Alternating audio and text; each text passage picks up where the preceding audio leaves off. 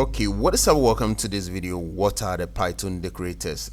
Today we are going to actually look at what they are in this video. So Python decorators are powerful tools that modify function behavior without changing their original code, and they leverage Python's first-class functions to wrap existing functions with additional functionality, keeping your code base clean and following the DRY, which is don't repeat yourself principle. So how do decorators work inside of Python?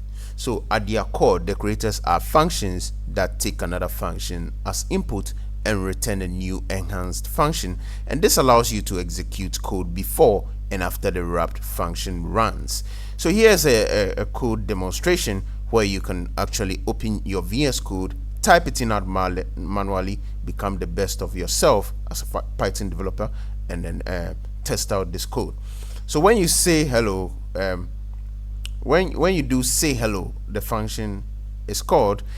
It actually outputs all three print statements in sequence, demonstrating how the decorator adds behavior before and after the function execution. That is it for this video, and that's how decorators actually work. Do test out this code in your VS Code, type it out manually, play around with the code, let us know how it went in the comment section.